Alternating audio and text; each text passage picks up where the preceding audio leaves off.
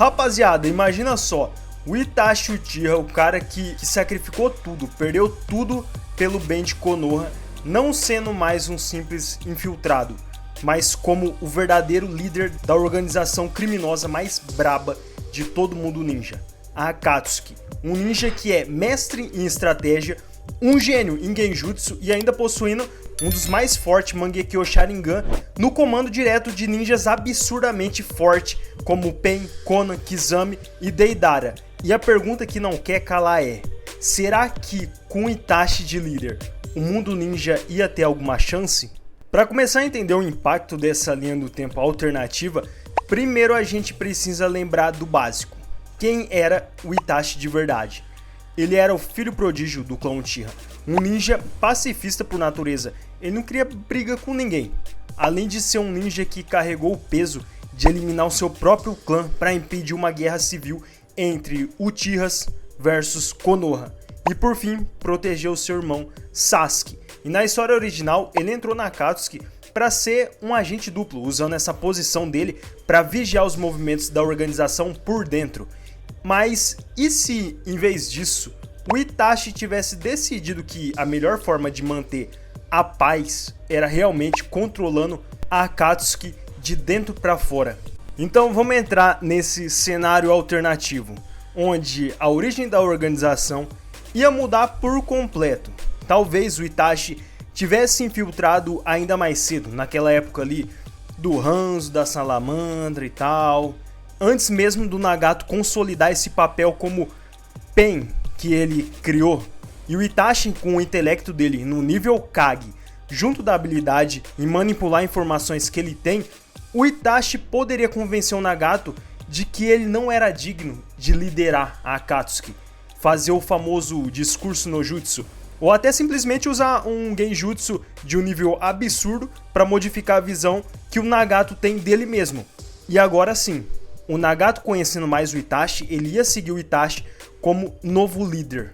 Por outro lado, o Itachi no comando não lideraria pela força bruta, mas agora pelo controle psicológico.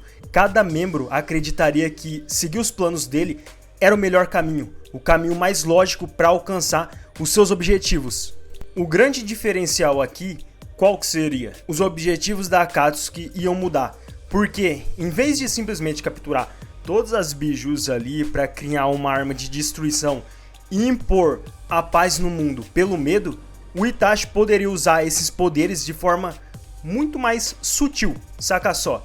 Ele poderia manter os Jinchurikis vivos, sob vigilância dele e manipular as vilas por meio de acordos secretos e chantagem política, meio que evitando as guerras de forma indireta. Tipo, Vila da Areia, você tá querendo invadir a Vila da Folha? Eu vou usar então esse Jinchuriki aqui pra te atacar. Ou, Vila da Areia, você tá querendo invadir Konoha? Eu vou entrar em ação e capturar sua força máxima de poder, que é o seu Jinchuriki, e você vai ficar desprotegida. Então nunca chegaria a um conflito de fato, e existiam esses acordos secretos entre as vilas e o Itachi, a Akatsuki. Então o mundo ninja nunca ia saber que eles estavam sendo governados das sombras. Mas o que ia ser interessante aqui é a relação do próprio Itachi com os membros da Akatsuki, que seria diferente. Por exemplo, o Kizami, que já admirava essa firmeza e seriedade do Itachi, possivelmente ia ser o braço direito dele, aquele cara que sempre ia topar tudo que o Itachi decidisse. A Konan, por outro lado, talvez fosse convencida com uma conversa de argumentos que faziam sentido de que esse era o verdadeiro sonho do Yahiko, a paz sem derramamento de sangue em massa. Já outros membros ali, como o Hidan, o Deidara, iam ser mantidos sob controle com uma combinação ali de medo e manipulação, porque a gente sabe as personalidades de alguns membros da Akatsuki que só vão seguir assim as regras à risca caso tenha esse controle mais firme. E quem mais poderia fazer isso senão o Itachi, que só com o olhar do Mangekyo ele poderia dobrar a vontade deles. E com tudo isso internamente na Akatsuki, a gente não pode ignorar as consequências mais sombrias dessa liderança. Por quê?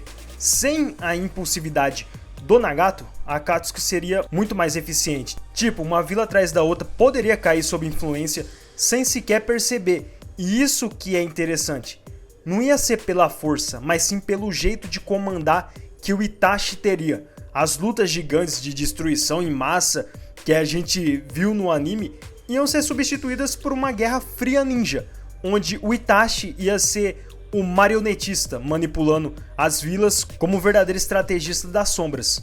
E nisso tudo, como que fica o Sasuke?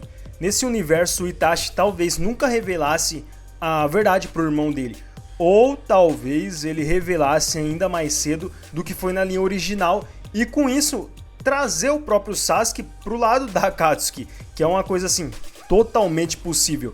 E aí ia ter o quê? Um Sasuke treinado diretamente pelo seu irmão, Itachi, talvez de alguma forma despertando o Mangekyo e usando ele no auge, e com isso um Sasuke poderia se tornar o segundo no comando da Akatsuki, criando como se fosse uma dinastia Uchiha no centro da organização.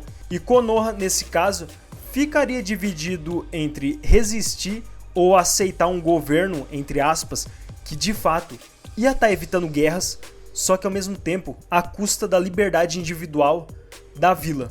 No fim, rapaziada, queira ou não, nesse cenário, o mundo ninja seria muito mais equilibrado, só que também muito mais controlado. A paz do Itachi não ia ser feita com guerras, explosões e batalhas de nível colossal, mas do jeito dele, com silêncio, olhares e, acima de tudo, com acordos secretos. Só que a grande pergunta que fica é: essa paz valeria o preço?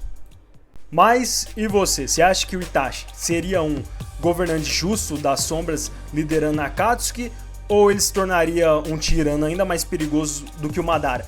Deixe sua opinião nos comentários e já se inscreve, curte o vídeo e ativa o sininho, porque a gente ainda vai explorar muitas outras coisas de IC no universo de Naruto e outros animes. Então até o próximo vídeo, valeu gente!